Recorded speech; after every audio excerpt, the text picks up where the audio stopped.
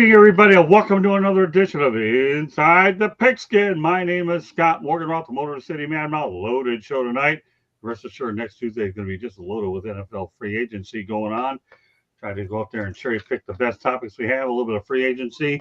And we're going to also talk about Jalen Hurts and have one Super Bowl topic because I have a feeling the Eagles aren't going to be the same next year. But there's nothing wrong with reminiscing about the Super Bowl at least one more time. And I have a lot of great content from Super Bowl 59. But that said, let me introduce the crew real quick, and we're going to have some fun tonight, right, Mr. U? You have some fun? Oh, is that a silent movie? What happened? What happened is we is live, and Mr. U is in the big house. Right, Mr. U? I'm here, brother. That's good enough. All right, Steve Reichel. Welcome I'm back here, to the bro. video. Let's get ready to do this thing. Let's have some fun. We're gonna do this thing, all right. And Bo and Travis, they've been with me a while. We're gonna get this bad boy cranked up, and there's a lot to address over the course of the next several minutes, and I mean several. All right. Well, Sam Darnold, the Seattle Seahawks, 110 million, 55 million guaranteed. Let's go around the horn, Mr. U. What do you think of that deal? Oh boy. I know my guy's going to jump in on this point. I can't blame him. He's supposed to have more upside than Geno Smith, but what he also has is a bad O-line and virtually no run game. So he's going to have fun in Seattle. I don't know. I think this is his big shot. I think he views it that way because he's been on 4 different teams and never really got the big payday. So this is the one. You think I'm finally paid. Now I'm going to get crushed. So that's what I'm expecting in Seattle. They'll adjust it in the draft, but I think he's going to have a great learning curve. It's a lot different in Minnesota. He's going to find that out. Not just the weather, but also on the field. So we'll see. All right. Steve nodding his head. We're going to call Steve Bobblehead Reichel. Oh, come on. Wow. Shots fired. What is he doesn't mind. You can make fun of me all you want because we're all going to be making fun of Sam Darnold for at least in that next few years. He had one good game against the Seattle Seahawks, and they decided to give him $100 million for it. Bravo. Whoever's in the Seattle front office, he's going to be the next guy is going to be out of a job like the guy in New York is after this season's over. Great stuff. Well, Bo, you're in Seattle. What's the reaction out there? So this is what the problem is. So I gave you a slide here. Is best case scenario, right? Candy, could you pop that up for me? There we go. Best case scenario, it's the same dude, right? Like the numbers are the same across the board here. Geno was a little more efficient. Darnold threw a couple more touchdowns. The problem is Darnold did this with a great offensive line. It was mostly a top 10 unit most of the year until they started to get hurt. You're going to come to Seattle with less weapons and one of the worst offensive lines in the league.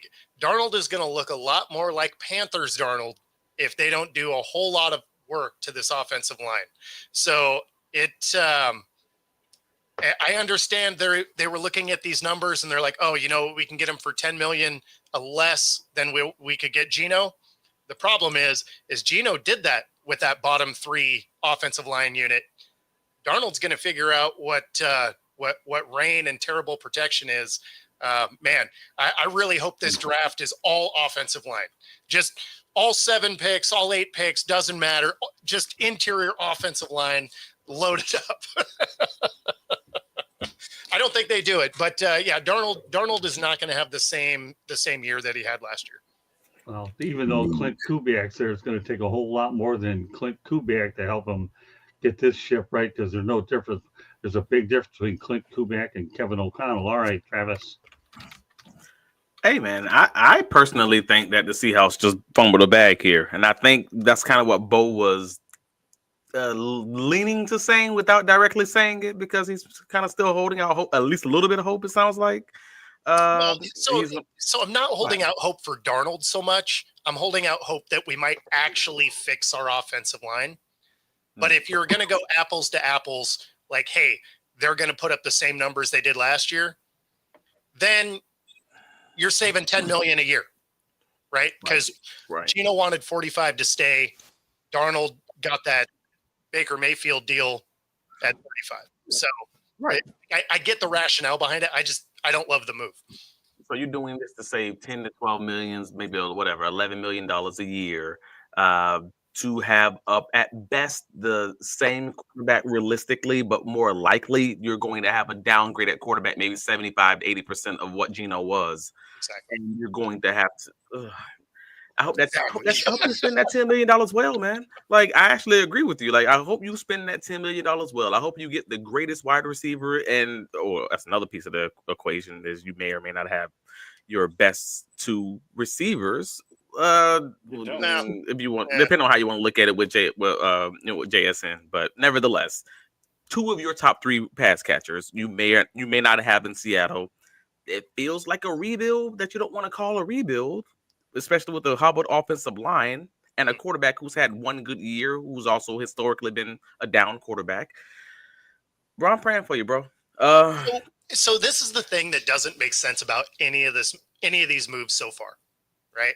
Is they were a half a game out from the playoffs, right? Mm-hmm. If they just addressed their offensive line, this is an 11 or 12 win team.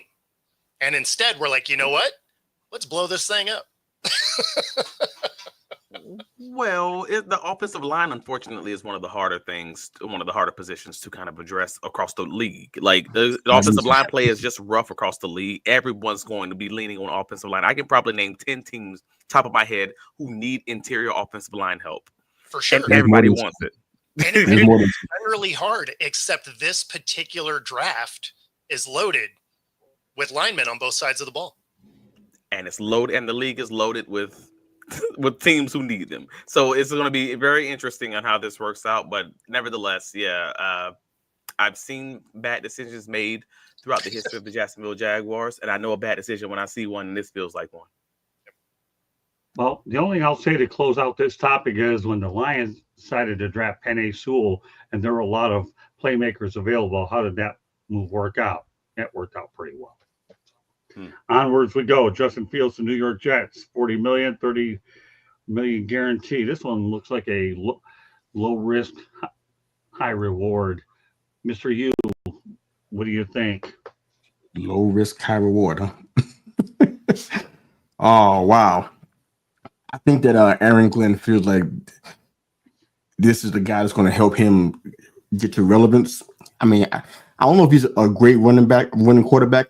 He's been called that, but there's just so much that we haven't seen. I mean, he got shell shocked in Chicago, and then he went to Pittsburgh and had the starting job and lost it to a 30-something-year-old. Super Bowl winning quarterback, by the way, but still, he lost his job there and never got it back. I think it was in week 5. So it's like now he's here with the Jets taking over this entire roster who's been through a rough several years. And they rely on him to lead this team. I want to be a skeptic, but it's really hard to see him come in and turn this whole franchise around. I just don't see it. He's been averaging 50.2 rushing yards in 4 seasons. And we talked about that on multiple shows. Some of these guys on here, we discussed it. We don't want our quarterback doing a whole bunch of running because he'll be treated as a runner. And you know what that means. Ask Lamar Jackson the past 2 years before last year. It's not a good situation. So that's what they're kind of relying on and putting their hopes on.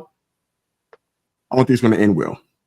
But they got a quarterback finally, so they don't have to deal with that in the draft per se. Maybe the most athletic quarterback in club history, perhaps. But we'll see if he can move the team forward with his arm because that's what they actually need.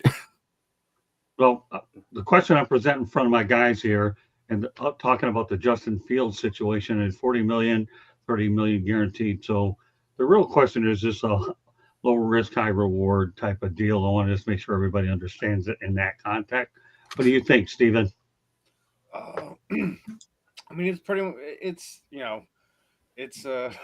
he's in a situation basically. Our friend here was just kind of alluding to it. Like he's Justin Fields hasn't really had a place where he's had a clean slate. Obviously Chicago was an absolute mess when they were there. having coordinators change, coach change, etc. New guy wasn't in on him, sends him to Pittsburgh, and then Russell Wilson's there, and that's still not his team. I think this might be his first time as a pro where he's really getting a clean slate. It's his team, whatever. But as we were already talking about, he still has some growth and deficiencies as being the leader of a team, as being the quarterback of the team. So we'll have to see how it plays out. I think it's a Band-Aid over a wound that needs stitches. I don't think he's going to be in a position where he's necessarily going to be expected to succeed. I think there is going to be expectations where, he may not be the guy there, but he's the guy for right now. I don't know if that's a situation he really wants to be in, or if he's one of those guys where it's like, okay, you don't believe me, you don't doubt on me, let me show you who I am. So we'll see what type of man Mr. Fields is and what type of quarterback he is moving forward. But I think for a Jets fan, it's a step in the right direction, but I think it's a counter step. See, let me just jump in real quick, man. On top of this, I almost forgot about this. Their biggest left tackle was, the main guy was Tyron Smith. He's a free agent, so pretty sure he's not coming back. So they only have one left tackle on the roster. So what we were saying about Seattle may be a mirror image of what's going to happen in New York, because a lot of their O-line guys underperformed anyway, and now their biggest guy, who was often injured, but that was their main guy, he's not going to be there. So they're bringing somebody in, either a veteran, which there aren't many in free agency, left tackles, going to the draft and get somebody to. You know what it's going to be. Go ahead, bro. I'm sorry, man, but you know what this is. You know what this is. No, this is a way worse situation than Seattle's in, because they don't have any receivers. They got Garrett, and that's it. Like that's the. You don't like Alan Lazard? He's not going to be there. Lazard's gone. Allen's already gone. And so, no, this is a team that's going to be rebuilding. I think they're using him as a bridge guy to get there. He's essentially getting backup quarterback money at this point, right? I mean, you're looking at backup quarterbacks getting 12 to 14. He's getting a shade over that to be their starter for the next couple of years. That contract has a couple voidable years at the end of it. So, I mean, they have things they can manipulate it with, but ultimately they're not trying to win. They're trying to move the bus forward, right? This isn't a draft that you're excited about any of the quarterbacks. So you got to get somebody. You have a guy that can scramble around and run, which is good because they don't have a great offensive line. And then because they only have one target, the fact that he can't throw the ball doesn't matter, right? Because he doesn't have anybody to throw the ball to. So when you look at most of his success, it's 10 yards or shorter. And so, based on the talent they're going to be putting on the field, that's probably all he's going to have time to throw to anyway. Hey, Travis. I'm not sure. I'm not 100% sure I agree with Bo on this one. I actually think that this is not significantly different than the Pittsburgh Steelers situation that Justin Fields was just in last year. Mm-hmm. And I think that is in that division specifically, with the Giants, with everyone but Buffalo, you might actually legitimately have a chance to sniff 500 to maybe be one game below or one game above 500. I don't think that's if you have a solid defense, if you establish the run, if you continue using Justin with his legs and moving the ball in efficient ways like that, and again, playing solid defense, you won't win the division, but you could absolutely be a game below or a game above 500. And in your first year as a new head coach, a defensive-minded head coach, that's a win. And if you could just find a way to get to that next draft that's supposed to be a little bit more loaded with the quarterbacks, you'll see what you got to do then. I think that's probably your best case scenario for moving off the Karen Rodgers Palooza situation. And technically speaking, if you want to be accurate, Alan Lazard is on the Jets roster. He requested a trade, but he is still under contract. So unless he holds out, technically speaking, they do have that other receiver. No, and you said it. You said exactly what I was saying. is that they're basically using him to get to a draftable quarterback. Yeah. I appreciate you, Scott, trying to sweep me off the stage like the Showtime at the Apollo. I got you. I don't handle the engineering on this show. All I do is just moderate it. But Candy likes to just mess around with and experiment with things. That's okay. Nothing wrong with that. He's taking Rogers. He's taking the Rogers approach and throwing Candy under the bus. No, I'm not. Let me tell you, if it weren't for her, I would be El Stupido is a Puerto Rican girl I once dated said to me. So Candy's a brains. Yeah, nice save, Scott. When we're off the air, it's just you and her. You think about that, buddy. Okay, I'm not worried about it. You think about that, pal. Hey, the wonderful part of all this electronical stuff. So, Travis, do you applaud the move or what do you think? Again, I think this is probably the best case scenario you were going to get for Aaron Glenn going into this season. You got a quarterback that people don't necessarily throw up at, and you can keep you efficiently on offense. I think I'm going to call that a win. He's not great. He might not even be average, but he's that line that he might be able to be average or a step below that. And I think you can still go 500 with him. That is a glowing vote of confidence right there. Hey man, I'm saying what it is. Well, that almost sounds like most of the national media trying to give Jalen Hurts credit. I swear. I just love that you're like, best case scenario. What a great segue, man. Stephen Reichel. I don't know, man. You're great stuff. I'll make my comments short and sweet. It does happen every now and then, but I want to be time sensitive to make sure we get everything done in a reasonable period of time. It's not like Justin Fields has big shoes to follow with Aaron Rodgers. He's following Aaron Rodgers, who, by the way, what was he, like 6-12, I believe, in his time with the Jets? Is that right? I think 6-12. They might build that man a statue. All right, so there, somewhere, but not New York. But I'll have to look up those track numbers. But nevertheless, it's not like he's following Aaron Rodgers.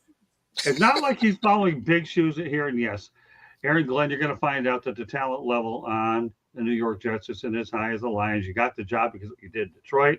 Let's just hope that Woody Johnson doesn't get involved and loses his patience like he does with every other coach on the planet and start meddling, or Aaron Glenn might be begging Dan Campbell for his job back. Go ahead, Travis. You want to add to it? I gotta ask this group full of ball knowers. Do you really believe Aaron Glenn could not coach up that New York Jets defense to be better than what they were in 2024? I honestly believe I have more confidence that the defensive coaching for the New York Jets, if that improves, that defense is actually going to be a very tough team to play against. That's why I kind of gave that similarity to the Pittsburgh Steelers. That's top 5 before Sola.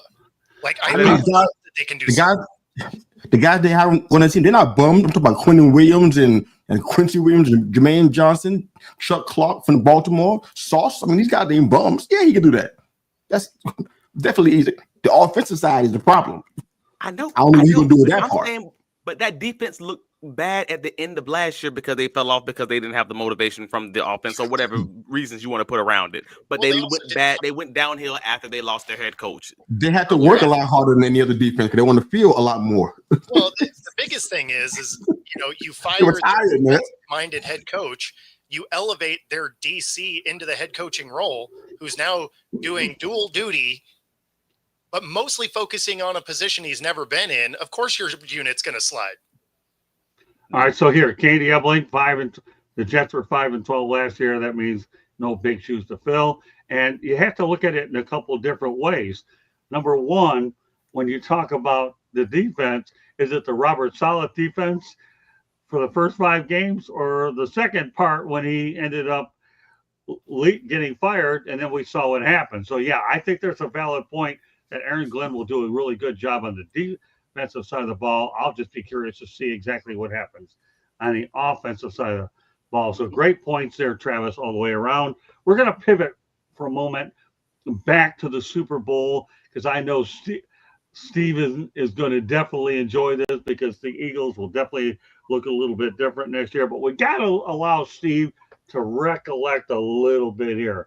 So we're going to put up a little clip of Jalen Hurts and his strategy with what it would take to beat the Kansas City Chiefs. So that way, Steve and Gareth can say memories, dot, dot, dot. Go ahead, Candy, roll the tape. Hi, Jalen. I'm glad to see you back in the big game. I talked to Chris Jones earlier, and obviously he's the anchor of that Chiefs defense. And of course, you're familiar with Steve Spagnuolo. You saw him a couple of years ago. How much respect do you actually have for that Chiefs defense, knowing full well that Steve Spagnuolo is one of the best defensive coordinators in the league, and Chris Jones and that rest of that defense? Because this is a good group, and I'm sure you're probably got to be poised for this challenge. Yeah, well, it's a great team that's been doing it for a good minute now, and led by him. Coach Spaz, he's a great coach, pushes players in good positions to make plays, and everybody plays hard, so you can tell that they got a good thing going, and having a good thing going, been able to evolve over the years and still find ways to win and be efficient on defense. So do you feel the familiarity factor from a couple of years ago will make it a little bit easier for you to prepare for this time around? No, I think competitively everything changes and evolves as it goes, and so you got to reassess it from where you are right now. Also on the left. There you go. All right, Steven Reichel, we're going to start off with you. What are your thoughts about Jalen Hurts and the way he prepared for that game? Because we certainly saw what he ended up doing when it was all said and done. I mean, action speaks for himself. Right. He's the MVP. He was the MVP of the Super Bowl.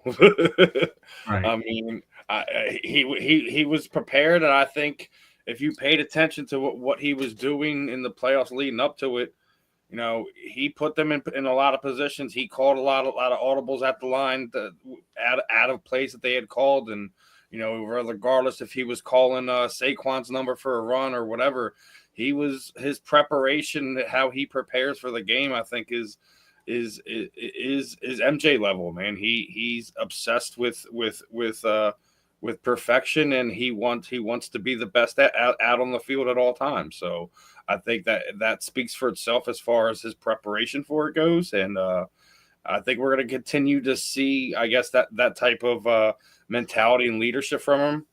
You know, obviously, you know, the Super Bowl's over. At least here in Philadelphia, the Super Bowl hangover is officially over. A lot of moving and shaking going on over the last few days. You know, and if anyone who paid attention to the combine, Howard Roseman gave everyone a pre-warning of this. This team's going to look different. This is going to be a different look. They're not making the same mistakes that they made after 17, which was extending some of the guys. They felt like they had to extend because they were a part of that group, and it bit them in the butt and hurt them in ways to be able to go do things moving forward. So I think if you're an Eagles fan, just stay the course, let Howie cook, and we'll see what happens. But I think everyone that left over the past few days outside of Chauncey Gardner-Johnson were things that you could have seen happen. You know, Sweat leaving, going to Arizona, getting $20 million. You had to see that coming. When the simple fact that he changed his agent in mid playoffs. That's all I got to say. He knew what was coming. Milton Williams going to get his bag in New England. That you had to see that one coming. There's no way he was getting playing time here with Jalen Carter and Jordan Davis in front of him. That just it wasn't going to happen. You know, a lot of people said Jalen Carter got him paid. He may well have, but Milton Williams kind of earned his keep over the last few years. It's going to be interesting to see how things go, but I think they already got guys on the team that are going to replace him, and they're going to stay with the youth movement that they have going on right now. Let's go to the chat room real quickly. Glad to have beautiful bearded bastards. I got a little tongue tied with the BBB. It doesn't stand for Better Business Bureau, but that. Okay, great stuff. Glad you're in the house. JD Wyatt emerging is a really big part of Fire Up. Glad to have you in here, JD. I'm glad you found your niche at the country club with Candy Bling, and the list goes on. All right, Mr. U, what are your thoughts about Jalen Hurts' approach for the Super Bowl? I'm a Giants fan. What do you want me to say, Scott? He ain't happy about none of this. Yeah, right? I mean, no, I'm at the point. Why would I you care say anymore? what's in your mind and what's in your heart. Honestly, I don't even care. But I will say this though: congratulations, they did something that I didn't want them to do until maybe the day before Super Bowl. The weeks leading up to it, I didn't want this to happen. I was so tired of certain people connected to the Chiefs and seeing their face on my screen all the time. I said, I want this to end today. So the day before, I said, you know what? Go ahead, Eagles. I was like, go Eagles. Can't believe I'm saying that right now, but I said it. Somebody so clip congrats, guys, man. You dominated what was a dominant team for the past couple of years. So kudos to you guys, man. That's all I got, man. Congratulations. It ain't happening this year. Congrats. I just like that Steven's going to cut that out and just make it a little a GIF soundbite. We got to clip It's going to be you sitting there going, go Eagles the whole time. Yeah, Steven's good at these reels. He's showing me a thing or two, although Candy's a brains behind all those things. I just say, what I'll do with when Steven sends me those reels is I'll collaborate because that's about all I know how to do. And then Candy handles the rest. That's what I'm telling you, the genius of Candy handling. So yeah, somebody that knows me knows I got shit after that happens, and they see it. They know it wasn't me. They know somebody got me. They know better. So I'm not scared of that part. Oh, look at this. I mean, what do you mean? I made my choice. You should ask Steve that question. What do you ask me that for? Doesn't make any sense. I'm glad you're back on, Mister. You certainly make the broadcast a whole lot more candid and colorful. That's for sure. I love Pigeon. What kind of question is that? I'm a Giants fan for life. No matter how bad we particularly like because it's an I-95 question, is what it is. All the franchises can leave, and the Cowboys be the only one left, and I still won't root for them. You understand? They can be the only one in the whole entire NFL, and I still won't root for them. I will say this about the Giants-Eagles rivalry. It's the most underestimated rivalry in our division because just the Cowboys now, right? We've been rivals as long as the league's been together, and no one wants to realize that we're probably one of the biggest rivals in the NFL. Just that everyone hates the Cowboys so much, and we have a disdain for them so much to the point where it just oozes out of us. We should hate you more than anyone else because we've been fighting with you for freaking almost 70 years. Mm-hmm. Hate's a strong word. Okay. Strong dislike. So now we have the Giants-Eagles rivalry here on the big show tonight. Oh, Nelly. I-95, everybody. Why not? Just play. All right, Bo, what's your take on this I-95 rivalry and the rivalry we have within the show? I mean, any division rivalry is good to watch. Like, what are you talking about? Especially on a show, because it's funny. But your initial question about, Hurts, people act like he didn't do the exact same thing in the first Super Bowl he was in. Like, he was kind of let down by his defense. If you look at his stats in the first one, he played fantastic. He had the one turnover, but otherwise, like, he played amazing. You look at this one, he has the one turnover, but he played amazing. But what did he have this time he didn't last time? A better defense. What's it take to win a ring? I would argue that the first defense was actually better if they just had that wet field situation going on. So they were better throughout the There's one difference, though. In the first game, he didn't do it all throughout the game like we saw this year. This happened like second half. This is like a comeback for him. Remember? His first and second quarter, he didn't look. He wasn't great in the first and quarter at all. It was that second half. He scored like he had like four or five touchdowns and over 200 yards. That was all in the second half. So that's the only difference I can think of that I can recall. But yeah, you're right though. Yeah, I mean, but again, it was a slow start, but it was a slow start for everybody in that game. Yeah. It's not like KC jumped all over him, right? Like it. So I mean, but anyway, in both games, he actually had a very similar game statistically. Yeah. So I mean, it's not like we saw something that we hadn't seen him do before. Travis, you have the final word on this. I mean, I don't have much to take from this. Like I like the fact that they finally did beat the Chiefs because I didn't want to see the three-peat. I didn't want to. I enjoy parity in the NFL. This is why I love the fact that we have the draft in the way that we have it. And yeah, I was happy with Pat Mahomes getting his championship, being not a top 10 drafted guy. Like all that was great the first time. I seen you twice, started making my neck itch a little bit. Seeing you the third time, I'm like, nah, you need to get out the paint. I'm tired of seeing you. I'm tired of seeing your family. I don't need to see none of y'all. Like, just please get off my screen. Like, so that's where we are. And now the Eagles are right entering that sweet spot. The same thing. You got your championship. Congratulations. Great job. make it deep into the playoffs. Maybe this time. I hope you lose later. I'm just being honest with you. I do hope you lose. There you go. It is what it is. First round. So in the third, round. you're gonna be the same one, and you're gonna be in that same boat. Hey man, I'm tired of seeing your faces when these little tush pushes get my face. Bye. So I am. I ain't going nowhere. Just deal with that. That's where I am. Just being honest about it. So congratulations you may not to your win, Super Bowl but you don't have to championship. deal with that with the brotherly shove. It ain't going nowhere. Yep. Man, I ain't gotta deal with nothing. The rules gonna change it. Somebody gonna get all sensitive. Somebody's mama gonna get all in their paint. They're gonna be outside, pivoting with the little signs and the Sharpies, and they're gonna get this thing taken care of. The old school way. So The old orange take them away. All we gotta do is get a parent out here that's complaining because they're doing it in Pop Warner, and then the NFL can get some bad publicity, and they're gonna be like, all right, that's enough to tush pushing, and then y'all done. That's it. It's a wrap. We good. No, Chris Jones almost ruined it for all, lining up sideways trying to get his neck broken. I know, right? See, exactly. That's all it's gonna take. We just need one. We need one patriot to just sacrifice their life, and then we're gonna be good. Wow. Patriot for doing that? Wait a minute, that's terrible. Wow. Way to take it to the next level there. Yeah, that's it. He just showed his true colors. He's utter disdain for the play. He said they're going to be a patriot. Someone give their life. Man. For the culture. Just do it for the culture, man. Come on. None of us want to see this tush push. All right. Well, you know what? On that note, I'm going to slip in a rest in peace. Candy Ebling's going to go to a station break. Unfortunately, the football world lost Pittsburgh Steelers radio analyst Craig Wolfley at the age of 66. He was undergoing cancer treatment. So I just want to put out a rest in peace to Craig Wolfley of the Pittsburgh Steelers. If Ralph Williams is on, we do acknowledge the Steelers. We'll acknowledge them a little bit more. But with that said, I'm just putting it out there. Candy Ebling, it's time for a station break. I'll let these guys regroup for what's ahead of them. Go ahead, Candy.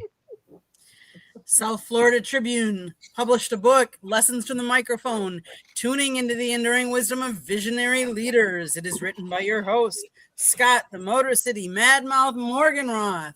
Talks about his 40-plus years in the media industry and how it has changed. You can buy it on Amazon, Barnes & Noble, Kindle, Google, and Apple Books. There's also a link on our website, www.southfloridatribune.com, where there is also a link to our merchandise store, and there is a plethora of great content on our website, so go check it out. If you like to listen to podcasts, you can find us wherever you get your podcasts. Monday nights, we talk baseball. Tuesday nights, we talk football. Wednesday nights, you just never know what we're talking about. Thursday nights, we talk hockey, and then we talk about, our Fire Up, you just never know, so tune in to find out. If you want to advertise, call Scott, 954-304-4941, and if you want to be a guest on the show, you can always email us at southfloridatribune@gmail.com. Back to the program. All right. Well, I wasn't kidding around when I talked about the Pittsburgh Steelers. Rapid fire on this question, guys. Here we're going to talk about Kenny Pickett headed to the Cleveland Browns via a trade. Mr. Yu, what are your thoughts about the transaction? Kenny Pickett goes to Cleveland, but he got his ring in Philadelphia. Oh, yeah, he got his ring. He really worked hard. I don't really know.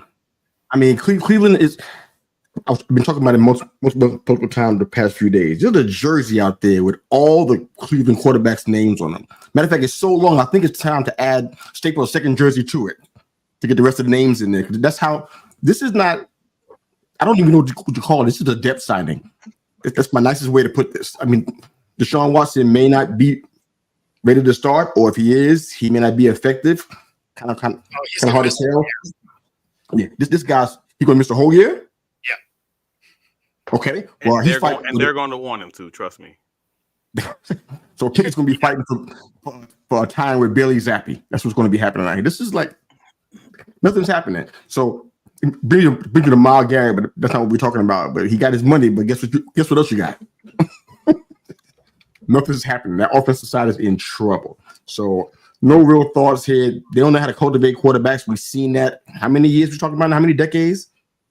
I know I've been alive for 5.5 decades, and I've seen it the majority of that time. So this is a depth signing at best, but this is nothing. Sorry. Oh, It's all right, Steve. I know it breaks your heart to see Kenny Pickett go to Cleveland. Oh, absolutely not. It doesn't break my Oh, heart. yes, please. Man, look. The lifelong Okay, Eagles Steve. fan got to win a Super Bowl as an Eagle. How can I get mad at him?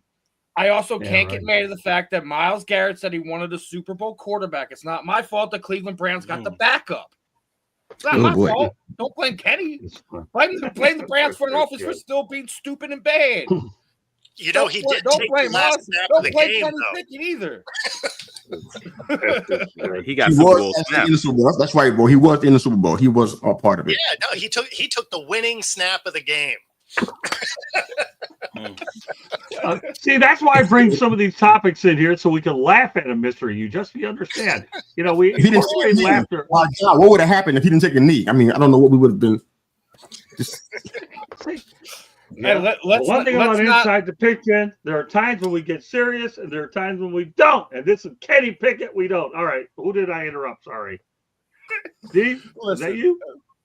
All love and joking aside, I mean, you know, Kenny was the fall guy in Pittsburgh. Obviously, you know, he still had a whole lot of learning to do there too. He didn't look much better than Tanner McKee did at all this past season. Actually, I think Tanner played a whole lot better than Kenny did when they both were on the field when Jalen was hurt. But that's just my personal opinion. I wish Kenny all the best. Hopefully, you can stay as upright as you can there in Cleveland. You know, our good friend already said there is a death signing because that's exactly what happens to Cleveland quarterbacks. They go there to die. That's all I got for you guys. That's all right. We got plenty more. Don't worry. Oh, I'm just trying to spread it out a little bit. That's all. Bo, what are your thoughts about Kenny Pickett? Yeah, I mean, that doesn't move the needle at all.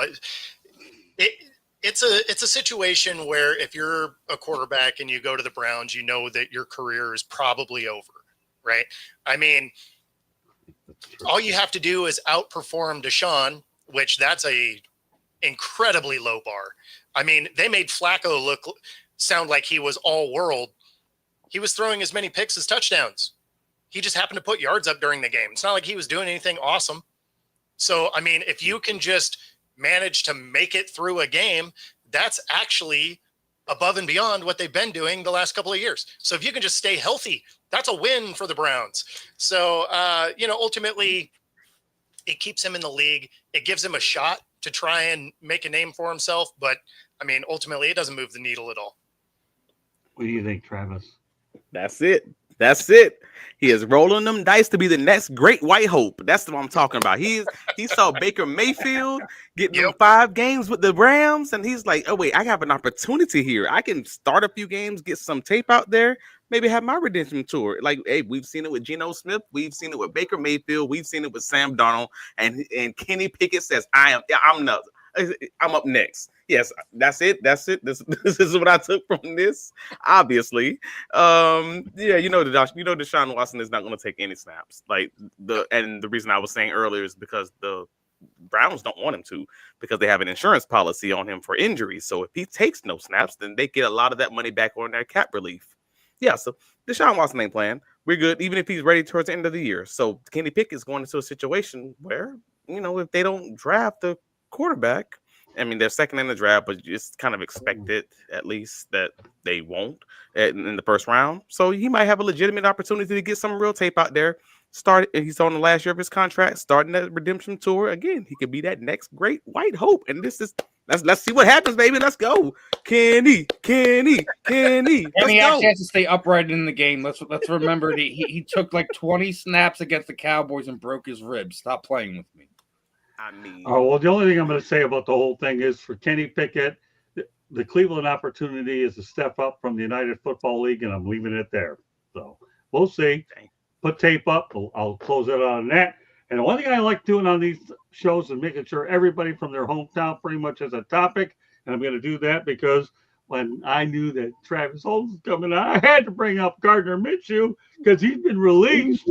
Geno Smith is rejoining Pete Carroll, and the Raiders have the 6th pick in the draft. So what are your thoughts about Gardner Minshew being released from the Raiders, and where do you think he's going to end up, Travis? Man, I don't know. Like, that's rough, man. Because if you know, Eric, you guys already know, I cover the Jaguars. I'm also a Jaguars fan, lifelong. Like, Right. so I was here for the Minshew mania. You know, the old exciting time when you got the mustache rides and everybody got the little mustaches in the audience and everything else. It was Wow. chaos. It was Wow. chaos in Jacksonville, and then you know they didn't give him any supporting staff, and he ended up leaving and putting together this little, you know, taping together his career. He trains in Jacksonville. Oh, my boy, Denny Thompson. Like I'm always going to respect Gardner and the work that he's done, and just kind of putting together this Yao Ming type of excitement around him. I'm cool with them, but at the end of all of it, it's like this is probably the best situation that he was going to be able to do, kind of just taping together these starting roles at all these different spots and putting together that 5. The fact of the matter is he's already won. If he plays no other snaps, he's already gotten his 5 years in the league. He's already gotten his pension. Legend at the bank. At this point, that is truly what it is. But so if he plays, cool. He's 28 years old. I believe he'll be 29 by the time the season starts. Maybe he can land as a backup with maybe my Jacksonville Jaguars. I don't really want that to happen because I know he's good enough.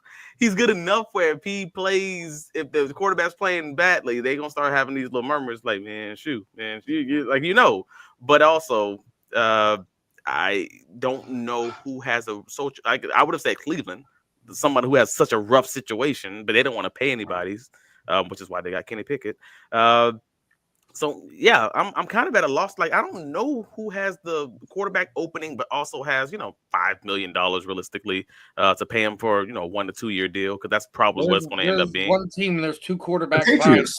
Yeah, Minnesota Vikings is the only team out there that's going to be looking for anybody right now. That's a good point. And here's a funny one for you guys. You realize Aaron Rodgers is a Minnesota Viking signing away from mirroring Brett Favre's career? Yep. Come on, guys. We can't leave that one alone. That's a nugget sitting on the table waiting for us to take it. Well, don't worry. We'll take it next week, so leave it there. We'll see how it plays out. But that's a good point, Stephen. I'm glad you brought it up. I know it'll keep people thinking out there. So the second part of the question, though, Travis, is how do you think Geno Smith is going to fare rejoining Pete Carroll? Oh, Geno. I think Geno's going to be fine. Like I don't know exactly what they're going to put around him. Like I'm still waiting to see exactly how that team's going to operate. But at the end of the day, I always thought Pete was going to be Pete's a solid coach. Like when he doesn't lose himself and let Russ cook and all this other nonsense, but you give him a system quarterback who's going to just do whatever he wants him to do, and you know what he wants to do? He want to run the ball. He want to play defense. So cool. If that's what you want to be, and this is the guy you're going to bring in to do that thing, I think that's probably going to be a match made in heaven. From my perspective. So I believe Geno is probably going to do well. Like if we're not talking Super Bowl championships, nothing crazy like that, but I think that's a winning situation for him, at least as far as the structure is concerned. And let's not lose sight of the fact that the Raiders have the 6th pick in the draft. We'll see what quarterback falls. Pete Carroll's already indicated that he'll probably grab a quarterback somewhere along the line. But let's go to bobblehead Steve, and he can provide us his input on both questions. Go ahead, Steve. Minshew,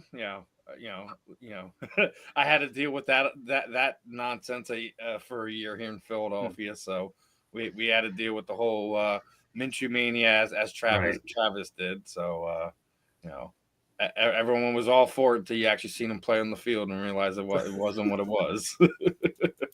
But yeah, to stuff that Travis said, he's already stamped at who he is in the league. He's probably going to be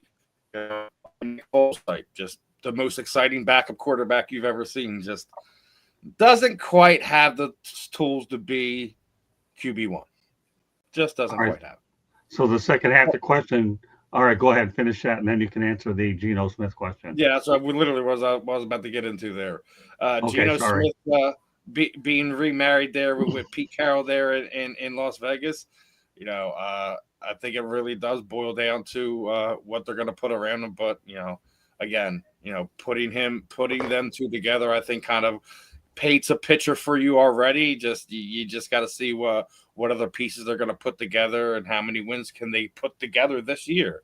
I don't think this is the draft they're going to go after a quarterback. Maybe they use that pick to go get somebody or something else, but I don't see them going to get a quarterback. I don't think Or like, are you going to go draft a Shedeur Sanders and have Geno be like, be big brother, be his mentor, show him how to run this offense, etc. I could see that happening too, but I don't think I think they're going to try to at least run out with Geno, for a year or two. We'll see how it plays out.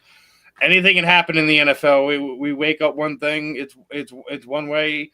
You go to bed and go to sleep, and it's a whole nother way the next day. So we'll see how the dice fall on this one. Great point, Stephen. All right, Mr. Yu. Great comments so far. It's kind of hard to come behind that, but I'm rooting for him. I mean, at least at the backup. The backups we have out there right now, if you look at the list, it's not pretty. I'd rather have Gardner Minshew in most of those cases than some of the guys that are out there right now hanging around as QB2s. But it's weird. It's weird for him to be in a place where he had a franchise record in Las Vegas for completion rate, 75.8. But it's still a franchise record. But I think the biggest thing is that he couldn't beat out Desmond Ridder and Aiden O'Connell. That's kind of hard to understand. You see what Desmond Ridder is. His time in Atlanta was a debacle, to say the least. And it's like he can't beat him out. I'm like, so I really hope he finds a place that lands, not Cleveland, but someplace where he can flourish even as a backup and, keep on continuing his career, because I'm sure he loves football. Like we love talking about it, he loves playing it. So hopefully he gets a chance to go up somewhere else. I'm sure there's some places where he can get a job and continue to hold the clipboard and do what he does, As far as Geno Smith, Mr. Yu? He'll be fine. He's back in Daddy's house now. It's all going to be all better now. They need some help at wide receiver for sure, because right now Jacoby's still there one, and they got to improve in that area. They got like 6 running backs. I don't know how much you trust them. I don't know who Sincere McCormick is, but that's his primary running back. I think that they got a lot of work to do. Being at 6, I don't know. They're a wild card to me. I don't know what they're going to do. But Geno being back with Pete Carroll in Vegas is going to be a good situation. I think he'll flourish. I mean, he flourished under him before, so I think he'll flourish under him again. So good spot for him. Not like the other quarterbacks that's been there. They've been nightmares. So this is an improvement. So they did a good job by bringing him in. Okay, Bo. Yeah, I mean, Minshew is this era Ryan Fitzpatrick. Like, he's going to do exactly what he does. He's fun to watch. He's going to be a bridge guy. He's going to move around the league for 15 years and play for half the league. Like, that's what he's going to do. And he's just good enough to put pressure on everybody he's playing behind. He's not good enough to be the dude, but he's just good enough that when your starter is struggling, everybody's going to be like, Minshew probably go win us this game. But that's just who he is, right? He literally is this era's Ryan Fitzpatrick. Got the facial hair, just missing the chest hair, I think. Well, I mean, but he's fun to listen to. He's fun to watch play. So, I mean, like, even if your team is struggling, if he gets his chance to start, it's at least going to be entertaining. So, I'm not mad at that. And then on the Geno front, right, he's going to be good. The Raiders have a good defense. Now, statistically, they weren't as good as they actually are because they were on the field for 40 minutes, but they have a solid defense. They have 2 great tight ends. They have solid running back play. If they use that 6th pick and they go get one of these receivers, because there's a top flight receiver that is, what is he, 6'3", 219, give you a big bodied route runner. All of a sudden, Geno has what he needs to be successful. You pair that with a Super Bowl winning coach, right? And I mean, the only part that I really don't love about this is how does Chip Kelly fit into this? I feel like those personalities may not be awesome. Chip Kelly and Carroll, like that seems like a weird pairing. But no, Geno going there, like that's going to be the most competent quarterback play they've had since Carr left. Great stuff by everyone here. So let me just slip in a news item worth mentioning. College note, Eddie George is now the new head coach at Bowling Green State University, right outside of Metro Detroit off of I-75. He was 9-4 at Tennessee State University. Another guy who went to an HBCU and has gotten an FBS job. So really quickly, because I have a couple other things I want to get to. Mr. Yu, what are your thoughts about Eddie George getting an opportunity to take his act to FBS really quickly from everybody, and then we'll continue forward? I guess the biggest touch point for me is seeing how these former players are being successful in coaching in college. I love it. It's a great mindset to get to these young kids coming out, or hopefully coming out. But he had a good record at Tennessee. I think it was like 9-4. I think Right. Went to the FCS playoffs, so it was really good. I think he got out of there because TSU had some financial issues. Massive staff cuts. They were reducing the budget by like $37 million at max, and it just cutting scholarships and hiring freezes. It was good for him to get out and find a place to land. So happy for him overall, but glad he avoided that bullet, man, because he didn't want to get left stuck in that mess. So happy for him on both fronts. Steven?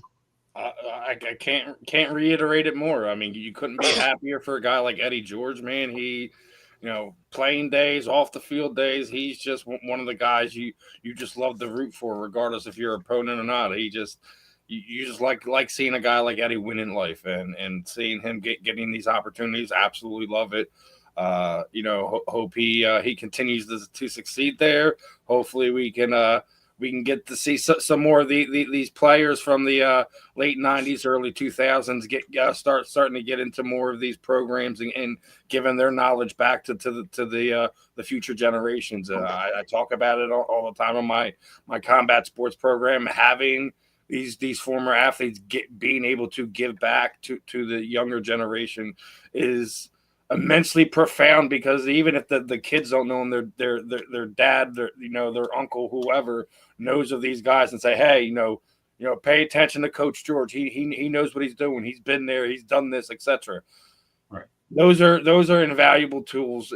Some of the stuff that he has that he can show them, teach them, critique them on is just it's second to none. It's like why guys like Deion Sanders has shot up to the level that he has within a matter of what leaves broadcast television, and within 5 years he's in charge of one of the bigger programs in the nation. Come on, man, that's not by accident.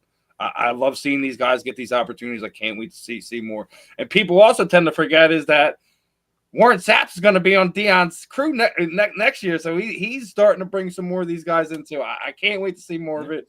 The personalities, everything like that. College football is back in a way more now than it has been in the past 10 years, in my opinion. But go ahead, guys.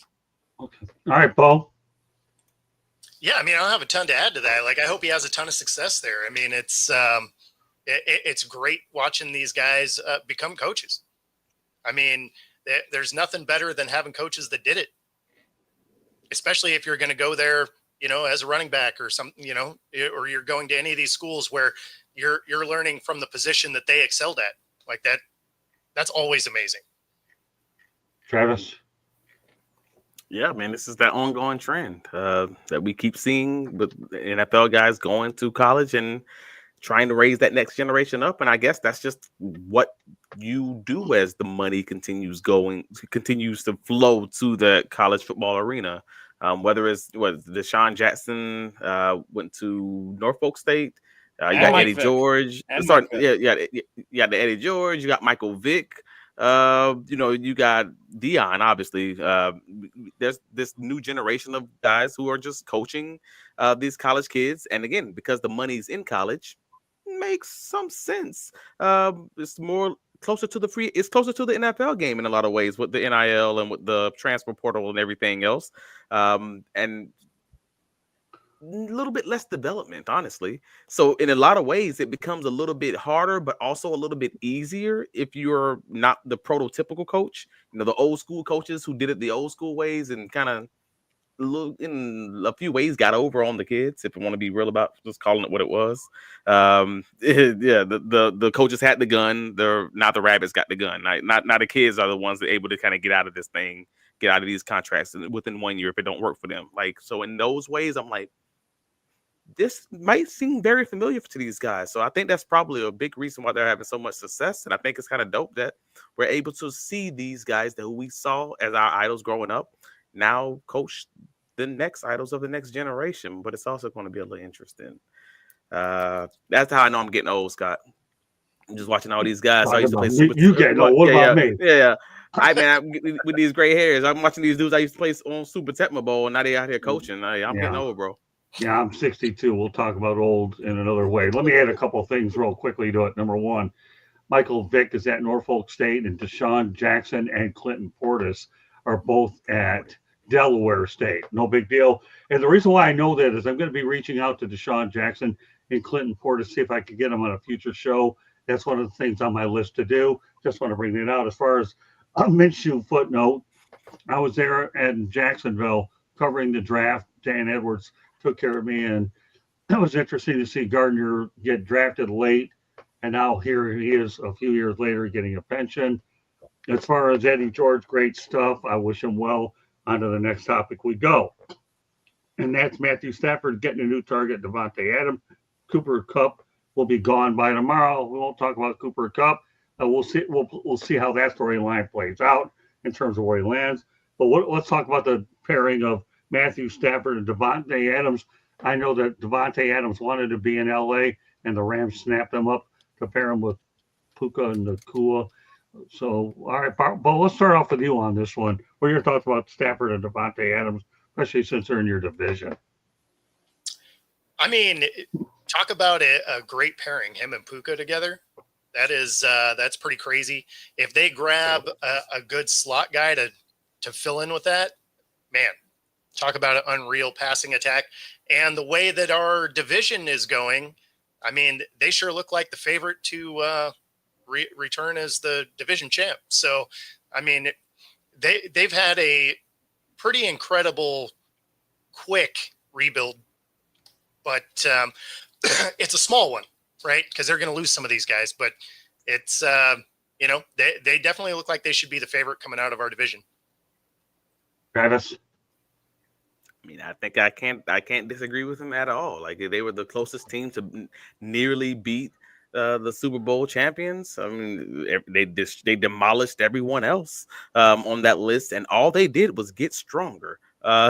So I think that's a reasonable situation. They gotten stronger. They've gotten a little bit older because you saw the Rams rebuild. It's been mostly through those draft picks after Aaron Donald retired, and they did it in 2 drafts with, I believe it was like 24 picks. Like, and all of a sudden now they add an aging Devontae Adams, but still very dominant Adams in a lot of ways.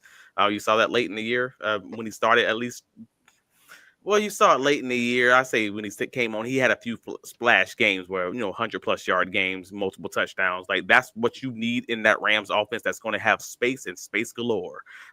So, yeah, I think it's interesting from that vantage point. I also think it's kind of curious of watching the Rams kind of change into a more vertical offense, because they've kind of been a horizontal kind of side to side, find the space kind of offense with a lot of the option routes, things of that nature. That's how they've been built. And Tutu Atwell was kind of the other guy who was going to be a little bit vertical, but they don't give him the targets. Now Devontae is going to demand those targets. So it's going to be an interesting maturation. I'm going to see how this offense kind of looks this season, because it's probably something we haven't seen from them in a very long time. Steven? Yeah, I mean, it's the big acquisition. You get Devontae where he wants to be in LA with the team that he wants to be with. Apparently, he's been Aaron Rodgers' bunkmate for the last 16 months or however long it's been. But I mean, I think he's in a better situation. As Bo was talking about, they're a slot receiver away. Well, they're about to trade their slot receiver away because they don't want to pay him anymore. So, like, it's going to be interesting. I think, we all kind of touched on points. I think they're going to have a different look on how the offense is going to look in the 2025 season. I still think that they'll be the division winner. They'll be a mid to deep playoff team. We'll see what other improvements they make through the draft, etc. But it's been a quick retool, and it's going to be interesting to see how it all plays out. I don't think the Niners are going to give them too much of a fight. I don't see, obviously, the Seahawks ain't going to be fighting for anything but air. And wow. It's going to be an interesting year. It's going to be an interesting year. Yeah, I mean, I think it is going to be an interesting year. I mean, we always talk about it every offseason, regardless of which team you affiliate yourself with, who you support, who you don't support. I think I think we're going to get back to some parity throughout the league, but I think the Rams, outside of a handful of other teams, will probably be your very few teams that continue to stay the course that they're on. Okay, Mr. U. Yeah, my brothers picked my brain, man. All the stuff I was thinking, basically. So I totally agree. Adam, I only have a couple of concerns. Adams, believe it or not, he's leaving the top 5 offensive line unit that didn't have Elijah Vera Tucker, one of their best players on that line for most of that time, going to a middle of the road unit. So, and then they're not going to have Jonah Jackson anymore because he's in Chicago now. So, just wondering how that's going to play out because they were fantastic against the run, the Rams were, but against the pass, not so great. So I'm just kind of wondering how that's going to work. And Travis mentioned age too, so now everybody's a little bit older and not really bringing a whole bunch of new guys, like guys that have already been there for a while. And Puka has had a brief history with injuries. So what's the chemistry going to be like then if Puka's out and Adam becomes your number 1? So little things I just think about in my little weird mind. But other than that, great move. I like that the Rams did it. He wanted to be close back on the West Coast, so he got his wish. So everybody seems to be happy so far. So All I'm going to say about the topic is this. Gunslinger, Matthew Stafford is one. I'm looking forward to seeing him throw passes to Devontae Adams, and I'll leave it at that. Well, one more quarterback topic I want to get to, then we're going to go overseas for the final topic. Zach Wilson is going to the Miami Dolphins on a 1-year, $6 million deal that could rise to $10 million. I will say something about this one first. I saw him play in the Boca Raton Bowl and shred Central Florida like you wouldn't believe. And when I saw that performance, I thought he would be a stud in the league. Well, there's a difference between shredding Central Florida and what the NFL was. So Zach Wilson made a lot of money after this game, but we'll see whether or not he can regain that form in Miami. The only thing I'll say about the Miami is he's got Tua as the number 1 quarterback, so there is potential for playing time. And I'm done with the topic. All I wanted to do is get Central Florida and what he did over at FAU Stadium and the Boca Raton Bowl. All right, Mr. U, some quick thoughts. Well, the Reformation Project is on officially. I think McDaniels is trying to build his confidence, but you know what? I'm not really against that idea. I think there's some stuff there. I know we look at the media, we let them decide for us how we should feel about a player, but him getting a job before Jameis is weird to me because of his numbers. I'm like, wow, he had a job and Jameis is still out here on the street. I'm like, that's interesting. However, McDaniel, I think he sees something in him. He sees some kind of value in him. He thinks that he's better than Tyler Huntley and Skylar Thompson. I'm pretty sure he's probably right, but I guess we'll see it play out. But young kids getting a chance, I'm all for that. I'm not going to dump on the guy, man. He's trying to be a player like everybody else and make a career. Maybe he's the comeback player of the year. Who knows? So I'm cool with it. What about you, Steven? Listen, man, I'm not going to sit there and say this guy's a bum. He's a bust and things like that. I say a lot of stuff when it comes to football is about confidence, is about where your mental is, in your daily life and stuff like that. I do feel like he wasn't ready for what the NFL was when he first got here. A lot of the stuff going on with the media, Zach's mom, all this other nonsense has been running around. Yeah, I don't care what anyone says. That's what anyone said. I don't care what anyone says. You start talking about my mom, and we got problems. Well, we got problems. To be fair, they were talking about his mom's friends. So, right. Either way, man. Like, listen, I still think a mental part is a big thing about it. Does a guy like Josh McDaniels could he help Zach? Absolutely. There's no doubt that he can. The question is, can he maximize the most out of him to push the guy that's number 1 on the roster? I don't know if that's the right way you go about it, but I think it gives you a good safety net in case you get that Tua literally and figuratively put out on the stretcher this time. Because if he gets hit like he got hit last season, I'm worried about his well-being moving forward in life, not the fact that if Miami Dolphins win another football game. Excellent point, Stephen. All right, Bo, pick it up. Yeah, so I mean, this pickup actually makes sense. Now, I think he was overdrafted to the Jets, but that being said, he did have success in college. So I mean, it's not like he was just randomly picked at 2, right? So at the same time, when you're looking around the league, you're thinking you have Tua, who has been healthy one time. So you need somebody that can come in and effectively throw the ball. And then you're also looking at a couple of former high draft pick Jets get over $100 million contracts as soon as they left the Jets, right? You got Darnold at 100.5. You have Geno Smith, right? Those guys were high draft picks from the Jets that were massive flameouts that have had success since then. Geno has, in the last 3 years, 2 4,000-yard seasons. I mean, you're looking at Darnold with another 4,000-yard season. These are guys that, before they got to these last locations, were largely looked at as busts or going to be out of the league. So do you take a flyer on a guy that you can get for almost free that was a first-round pick? Sure, why not? All right, Travis, you got it. We just Mekhi Becton's about to get paid too. Everyone's forgetting about that. Well, yeah, no, right. Bo was spitting on that one. That's an interesting way of looking at it. And honestly, before you said it, I hadn't even thought about that. So yeah, it's not just a first round pick that they're getting a chance to take a flyer on. It's a first round pick from a very, very, very bad structurally organization that maybe you can give it a little bit of structure and figure out what they have left in the tank, or maybe even catch fire and have you another starting quarterback for nothing.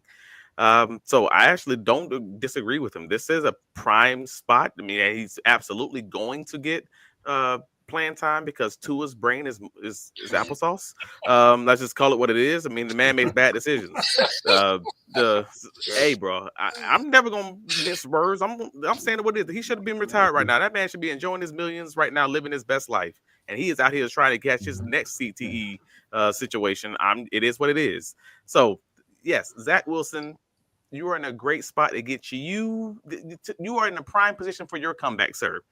Come and accept your blessing. This is it. So Mike McDaniel, I think that was a great choice, especially after the whole Skylar Thompson choice over Mike White. So they learned that lesson. the only thing I'll say to close the topic, one more on what topic I want to get both, because I know he has to leave in a few minutes, is that I do predict that Zach Wilson could be the heir apparent to Tua Tagovailoa. That's all I'll say. Final topic of the night. We'll stay with the Dolphins theme. They'll be playing in the NFL Madrid game. Bo, what are your thoughts about them going to Madrid? I mean, it's great, right? Like, they're going to continue exploring as many cities as they can. It's the only way they can expand their league. It's about as popular in the U.S. as it can get. So if they're going to continue to try and keep their viewership growing, they got to do stuff like this. And I mean, at least in theory, it should be a decent game, right? Usually they put as trash a team as they can over there. So maybe there's just enough overseas games that they're like, I guess we have to put like a real team over there. So, I mean, hey, good on them. I always like seeing these international games. All right, Bo, with that said, why don't you let everybody know how they get a hold of you? I know you have to get going. I know it's too small for me to look at, so why don't you let everybody know, and then we'll let you get going. I know you probably have other stuff, but at least we got you in on everything. Go ahead, Bo. Yeah, so you can find me most Tuesdays right here on Inside the Pigskin. You can find me on my YouTube channel at Football. And what? Is he freezing? That's sad. No At more Football Talk with Bo. There you go. At Football Talk with Bo. We got it out there for you, Bo. And yeah. I've been having a little bit of a signal issue during the show today. Well, we did your talking for you at Football. There we go. And we did that talking for you because you've been on this show for a long time. At Football Talk with Bo. Bo Crouch on Tuesday nights on Inside the Pigskin. Salute to Bo. Enjoy your next show, and we look forward to seeing you next Tuesday night. God bless, Bo. Appreciate you being a big part of our show. Thank you, Bo. Take it easy, gentlemen. Yes, sir. You too. So now there are four of us. All right, Travis Holmes. Let's talk about NFL Madrid. I mean, there's not much to talk about, honestly. It's another bad team. And I say bad team. I'm sorry. I know the Miami Dolphins are exciting because they have the highlight offense. They're basically Boise State with the bad record. But that's what it is. It's entertainment on grass, but they're soft, and that's the reason that they're in Madrid right now. Is because to Bo's original point, they only put primarily these garbage teams in a lot of these other countries, so that they'll every once in a while give them throw them a bone, especially if it's a new environment. But for the most part, yeah, this is a situation where they're putting the Dolphins over there because they're coming off of a 5-win season, 6-win season last year. That's what this is. So I'm excited for Spain. I'm sure they'll sell the game out. A lot of the Spanish speaking, I'm sure it'll be great, exciting with all the the festivities around everything, and I'm sure I'm going to watch. But at the end of all of it, keep making that money, NFL. Keep printing that money, because that's all this is. It's just another way of expanding that bad boy. The monster keeps growing. All right, Steven. Madrid. I mean, yeah. I mean, we've already kind of beaten this horse to death. I guess we would have to assume. Hopefully, the soccer fans tune in for the football game, because that's 90% of what happens in Madrid is soccer games. So you better hope that you put somebody in there in Miami that people actually want to watch. That's all I got for it, my friend. Miss for you. Yep. Well, I echo what's been said already. I think it's pretty cool that they got marketing rights in Spain. I mean, they got a lot of Spanish-speaking folks in Miami. The Bears are also in the same company. I don't know how they have those kind of rights with the Bears. That's a little bit weird to me. But I think this is good because, like they already said, they got a lot of crap team to go out there and play and stuff. And that's just kind of the norm. I think one thing that's weird to me, well, interesting at least, is that the Dolphins' attendance has been down. So I wonder if that played a part in them being considered to be at Madrid to have give them a new boost of people who like them, who don't know how bad they are yet. So I don't, maybe it's part of what's going on. I'm not quite sure exactly, but it was good for the league. I mean, we get to see it on TV the majority of the time. And they played like 7 international games last season, I think it was, or since the international agreement started. So they've been over there off and on for a while. So we'll see what happens. Places like Miami, man. And I've seen it in baseball with the Marlins specifically. People don't really come out, man, because so many other distractions and so much other fun things to focus on in these areas. So they don't really go to football games and baseball games. So that may have played a part in why they got selected. Again, I don't see how that works with Chicago. I think it's a little bit different. I don't know how they got to be or have marketing rights in Spain, but they obviously do from what I read. But good for the NFL, good for sports fans who want to see something different. Kind of see maybe a different vibe. You watch these games on TV, and sometimes, man, the fans, you pay attention to it, it's like, man, y'all kind of like bumming me out. You're not really into this. You know what I'm saying? So you want to see rabid fans that are excited about it as you are. So going to a different country might produce that for us and pump us up a little bit more and pump the players up and make them feel like they are special and important, which they are. But, they might need that, Miami especially. I'll say this. Miami Dolphins haven't been relevant in years, and the only thing I'll make a prediction of 2 things. There'll be, or 3. Tua Tagovailoa jerseys will sell. Jalen Waddle jerseys will sell, and so will Tyreek Hill. The rest, TBD, in our business to be determined, and that's all I have to say on it. I could go last because I've been watching this team underachieve, and the Tampa Bay Buccaneers have been the state of Florida's NFL franchise for years. The Jacksonville Jaguars every now and then kick the tires, but I think the Jaguars are headed in the right direction. Finally, time will tell. And like Travis Holmes, that's how I met Travis, covering the Jacksonville Jaguars. I met a lot of great people up in Jacksonville. And yes, I am due for a trip up there to see my friend Dan Edwards. Great show tonight. Covered a lot of ground here. And I want to make sure I had the best crew I had to touch all the topics. But, during this time of the year, with NFL free agency and the quarterbacks, we're going to be loaded, just like the loaded potato I had over at the restaurant I had before. Only this was a loaded show. And by the way, I didn't forget the sour cream and the bacon bits and the cheddar cheese either. But we'll leave that another time. With that said, Mr. U, why don't you let everybody know how they can get a hold of you? Well, first off, it's not real bacon, right? Just saying. They call me Mr. U on all the socials, everywhere except Snapchat. They call me Mr. U. We got a Thursday show, Thursday night thing at 7 p.m. EST. We talk sports and life out there. We have fun with it. And the rest of our podcast shows are inspiration. A new podcast, All Giants podcast, is coming up soon, later this month. So we're excited about doing that one. That'd be 5 shows. That's way too many, but that's all I'm going to do. Promise. But we're having fun with it. So thanks for listening. Subscribing to our YouTube channel as well. Hit the like button there. Thank you very much for having you on your show, Scott. Appreciate it, man. We love having you a couple times a month when you're available, Mr. You. You certainly provide an incredible dimension, very colorful, and I am really delighted to have you on. All right, Stephen, let everybody know how they get a hold of you.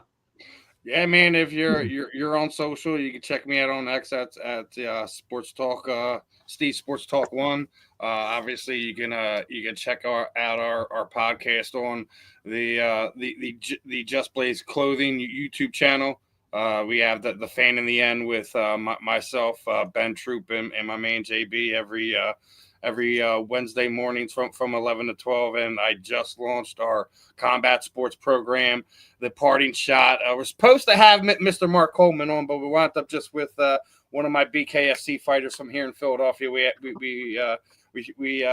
goofed around for about an hour. He gave me plenty of stuff to talk about in exchange for you guys.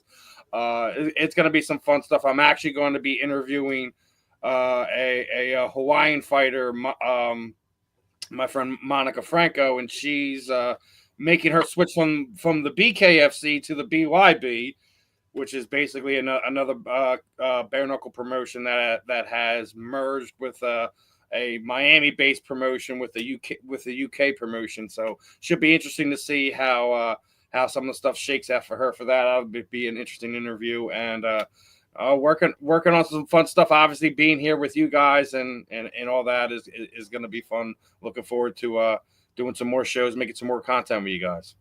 Oh, you're great. Okay, all right, Travis Holmes, my longtime buddy from Jacksonville. Go ahead. Yes, sir. You can find me on all the socials. Yep, Duval. Duval. Yeah, all that. Travis D. Holmes on all the socials, Blue Sky, X, Facebook, all of them. But most importantly, BigCatCountry.com, where we cover everything associated with the Jacksonville Jaguars, from the press conferences to all the signings. We have our free agent tracker and rumors and murmurs and anything that's associated with the team going on the site. So definitely head over to that. Give us a like and subscribe. Also on the Duval Dive on YouTube, which is at Duval Dive, which is a podcast with myself and Kyle, the student of the game Nash, where we talk about everything Jacksonville Jaguars related. But as always, go Jags. Thank you for having me, Scott. We've had Kyle on here. One of these days, Stephen, we got to get you to meet Kyle Nash. All right, Candy, one last station break before we call it a night. You are listening to the South Florida Tribune's YouTube channel. If you see that red subscribe button, that means you have not subscribed to our channel. Please do so. Like us, share us with all your friends and family, anybody you think that would enjoy any of our program, any or all of our programming. Monday nights, we talk baseball. Tuesday nights, we talk football. Wednesday nights, never know what's going to be on tap. Thursday nights, we talk hockey, and then on Fire Up, you just never know again, so you have to tune in to find out what we're talking about. If you like to listen to podcasts, you can find us wherever you get your podcasts. The South Florida Tribune Publishing Company published a book, Lessons from the Microphone, Tuning into the Enduring Wisdom of Visionary Leaders. It is written by your host, Scott, the Motor City Madmouth Morganroth. It's available on Amazon, Barnes & Noble, Kindle, Google, and Apple Books. There's also a link on our website, www.southfloridatribune.com, where there is a plethora of great other content. And there's a link to our merchandise store in case you want a little South Florida Tribune merchandise. If you want to advertise or sponsor a show, you can call Scott 954-304-4941. And if you want to be a guest on the show, you can email us at southfloridatribune@gmail.com. Back to you, Scott. All right. Great job by my crew tonight. Bo Crouch, Mr. U, as always.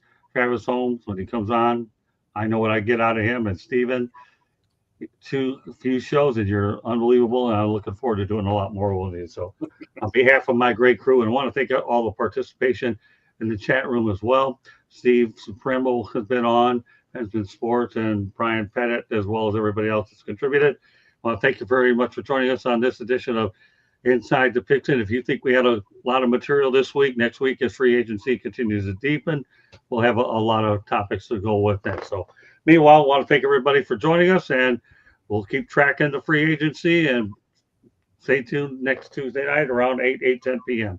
Good night, everybody, and thank you very much for joining us.